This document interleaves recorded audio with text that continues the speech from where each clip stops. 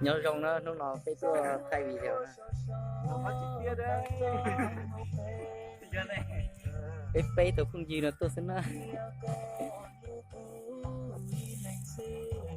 nó phát trực tiếp à không quay không quay rồi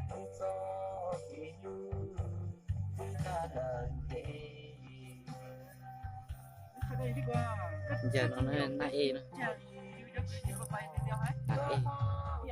tôi hướng cầu và giờ tới thì thay thay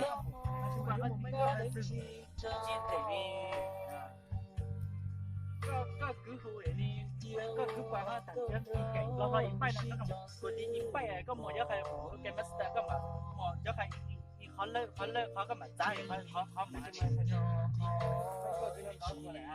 anh đó nhỉ đó nhỉ đó hả những cái có gì vậy à chưa chắc chưa quay gì thế này có thứ nhỏ này quay tặng chỉ là nhìn bay hay đun đun thế có tặng thật lăng có đun đun giờ có là chú có một quay tặng lo lại bay thì nào cho nó có lợi thôi nó mà từng lớp mà ra có cứ quay những hàng lắm những khổ sắc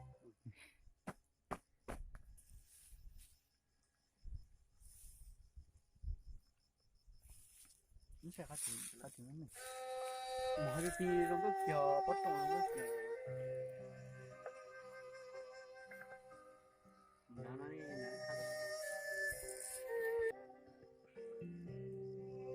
ô tới chờ khó sẽ kêu bộ đâu qua phải tin nó sẽ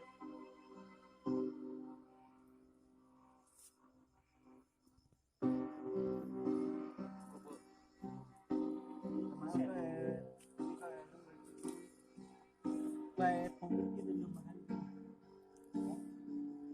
thì có sáng gửi có mà ăn có xin nữa xin gì vậy xin nữa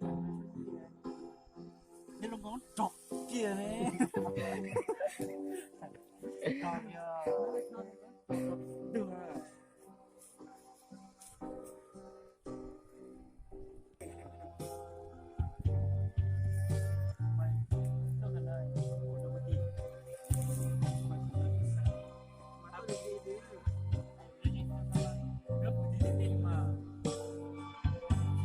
bên nhà họ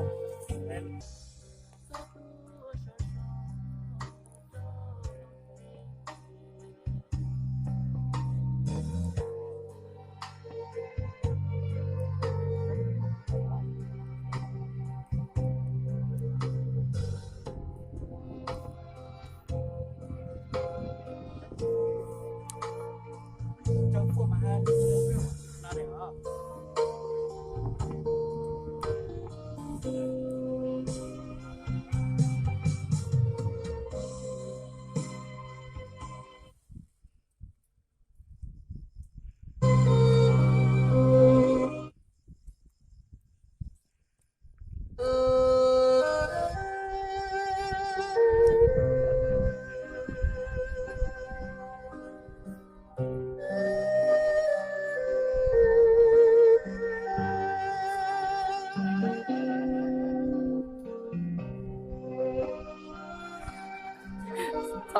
thoát lụa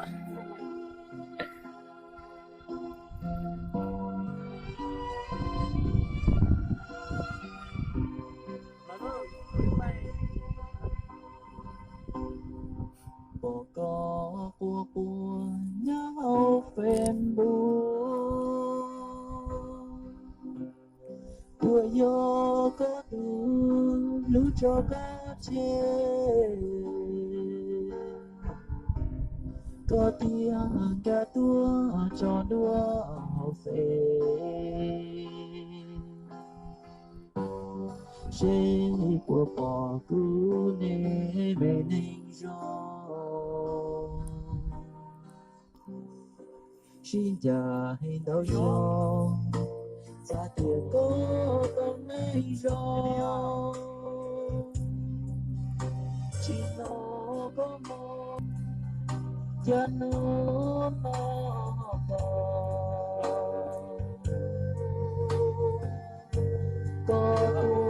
cho đua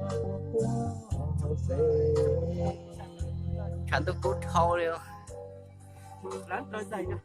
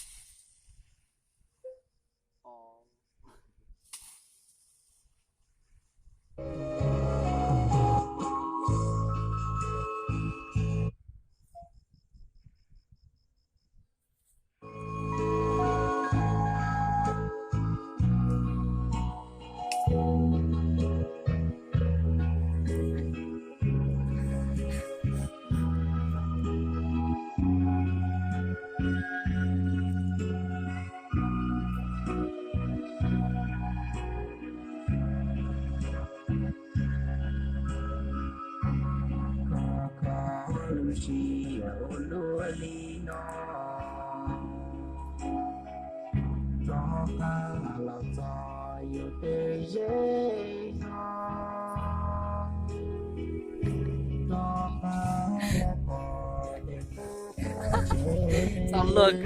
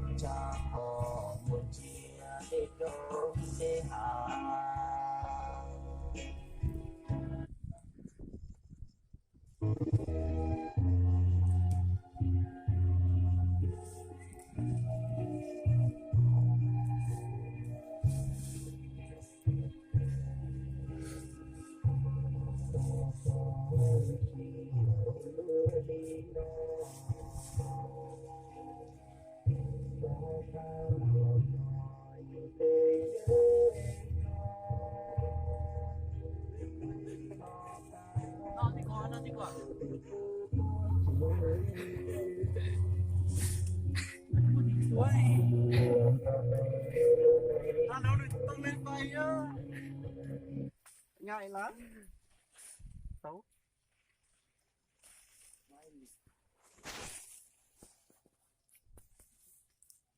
nè mày thì tướng này lo nè đó lo kìa thấy tôi không trồng nó chắn đồ cha là phúc không lo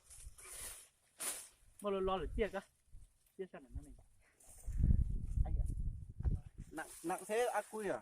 ắt quy 12V À. Nè, ta bảo thành long có chả sao cua thế thay tao video này.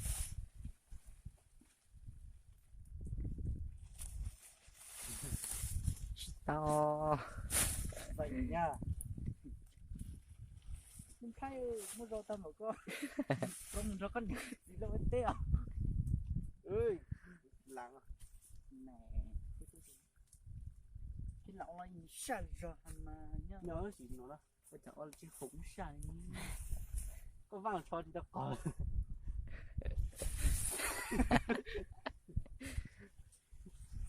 Lo đỡ mấy nghe. Một thẻ cho can tông. Chó ăn. Giờ bớt vậy. Cái sự quay phục vụ dân quay sao phục vụ đông đó. Phục vụ đông hả? Có quay tin là sao giờ? Phục vụ tí khó thật hơn. Xong em mua cho nó vắt thế này. Nóng lấy hộp điện hả? Thì ta lên nó nặng nó ngáo luôn, nó đổ luôn.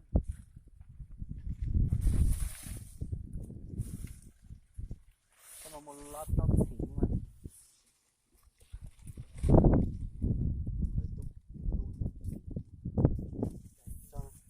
Cho chuột đi đập.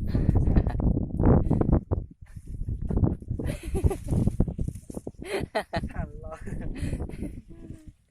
Ô, thay món vị mà chia dùng kia gấu ơi. Không gì ơi. Tải. tia mà chưa mua đấy. Giờ là thì nhiều cơ.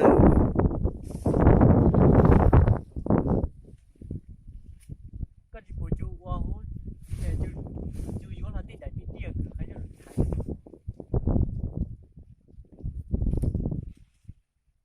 lại từ tốt và trồng và tròn chứ trồng vào lúc nông à cái tướng hơi tàn nó lo đi cờ vẫn bù vai nhỉ có thể nào có thể không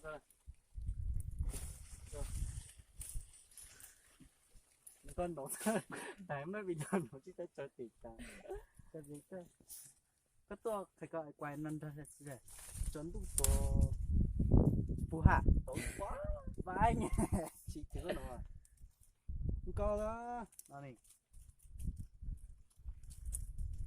rồi thế thay vì giờ này chỉ ăn rong à chỉ ăn rong ai chăn lúc cụ đi tờ cái nữa mà máy qua lo lá rong Về lại cái ô đi. nhà có không không có bên nhà đi nhanh lên về muộn 10 giờ. có phải thay một cảnh rồi thay hai ba cảnh ít cảnh cho cảnh trong à ấy dáng có hai không phải không phải thằng chết cho nên bụng mỡ hai là bỏ ra đi nóng rồi cái chân nó có cái bật rồi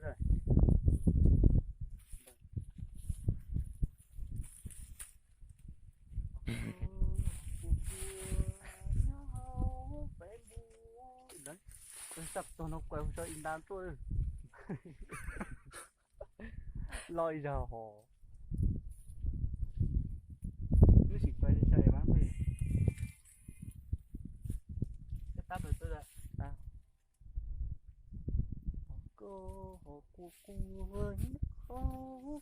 Đi mua mẹ cái máy quay về coi cho nó sướng. Mua cái máy quay coi cho sướng. máy quay nóng đéo bắt được Bluetooth nhỉ? Máy quay nào? Cái là phải ca ra nó. Cái là phải cao. Bắt được Bluetooth ngon. Cái camera nó chết nhưng không bắt được. Lý do là thế.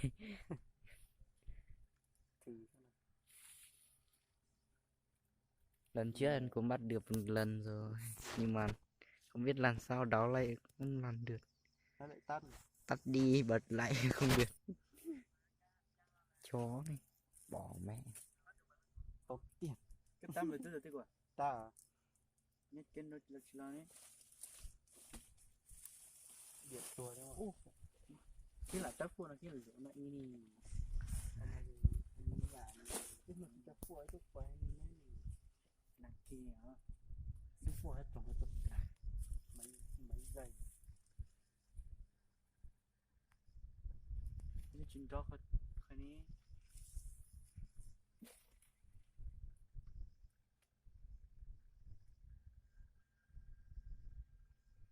Đây không được nhỉ từ trên đó có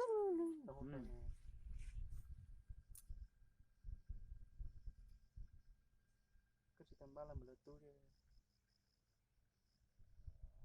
không được kiểu nó trừ một cái tài đã cũng nói rồi Tắt đi bật lại xem.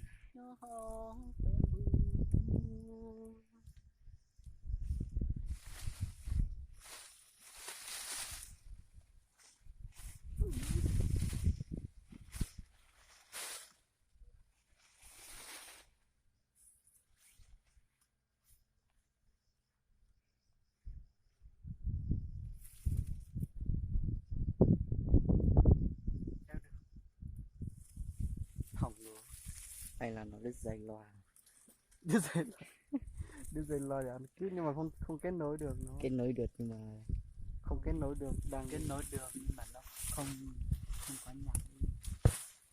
Ok. Lò lù chứ còn lù đó mày đi thổi cho tao nào. Tắt đi nha.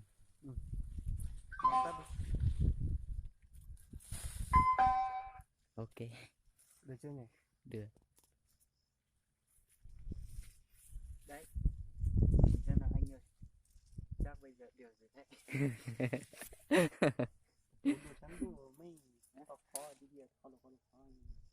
cái nhọn xì xài của hùng xài giờ có xì xài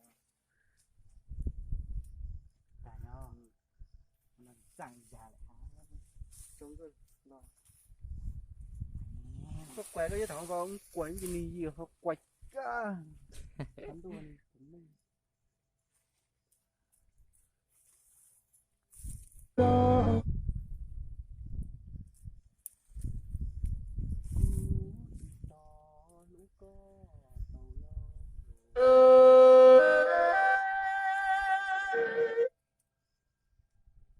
nóng bên nhà hậu nhé. Vâng. Đưa đây. Chưa có nào không chặt phải chắc. Bài nào đây? Bài đầu tiên nữa. Nào. Bài đầu tiên thôi. Quay đi quả. Ok.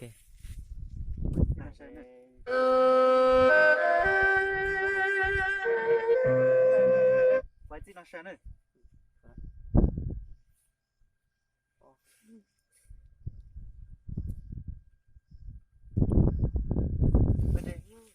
Cái ly hồ này chỉ trong những cái ly hồ nhâm trị ai từ từ này nhiều ôi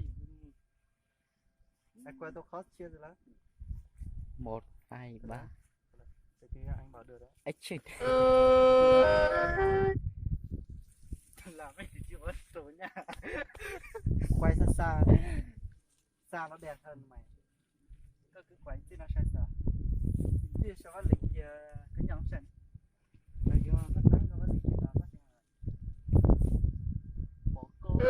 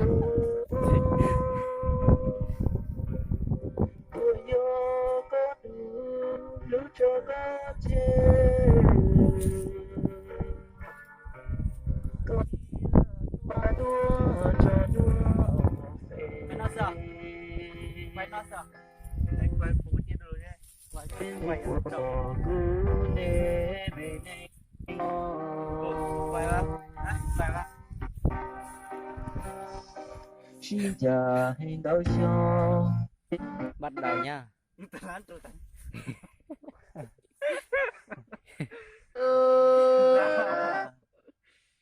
Yêu pe lên là chụp là nhận trình thật là lịch chi với nó có tàu thật đó yêu pe thật là anh ấn trước nóng nha từ từ nha đừng để nó run Anh cứ ấn đi em bật nhạc xong.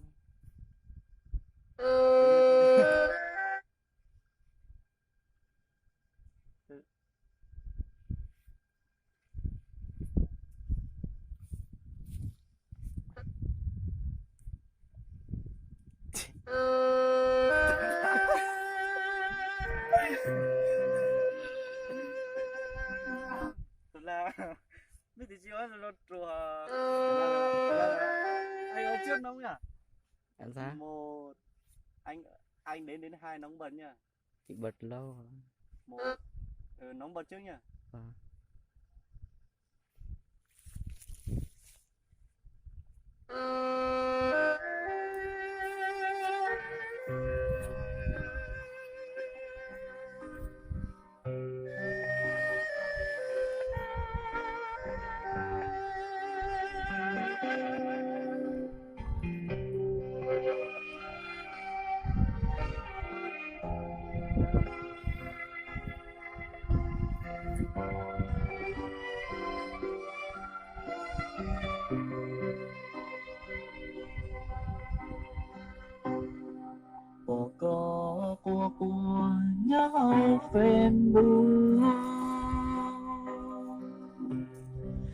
nhớ có đủ lúc cho có thể có tiếng đã tua cho nó về sẽ của về nên rồi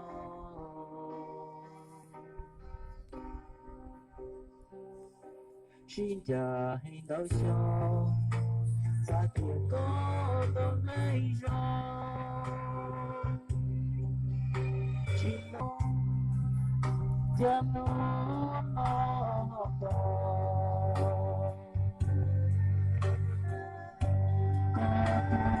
cho nó buồn quá về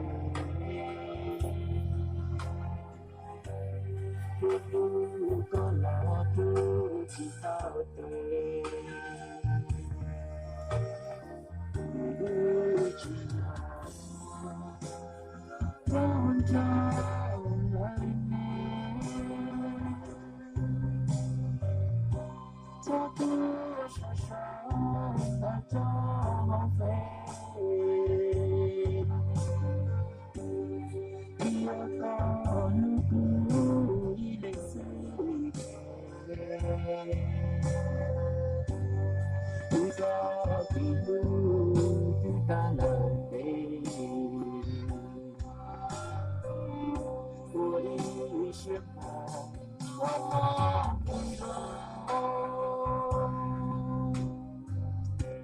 vì ước cho mong đến chỉ cho tiếng của con cháu xin cho sự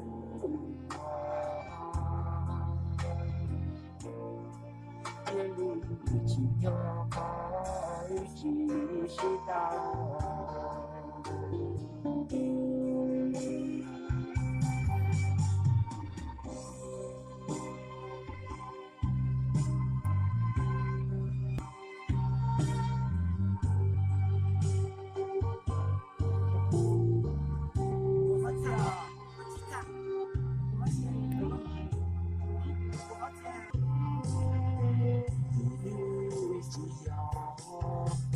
con trâu lên nè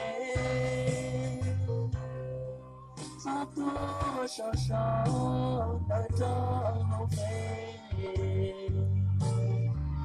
nhà con lúc cứ đi lên xứ nè do thì luôn cứ ta lần đây tôi yêu sợ cho mong tự do vì yêu cho mong đã đánh chỉ trao chiều hoàng con trao xin cho sự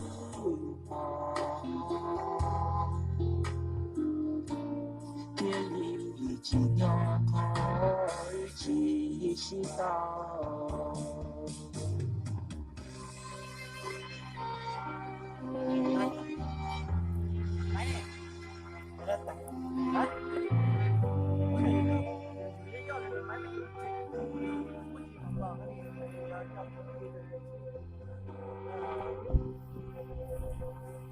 nóng tát đi nóng rồi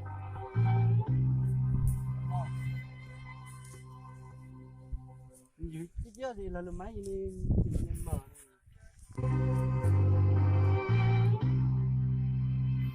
cái những cái tải mỗi cái mỗi cái con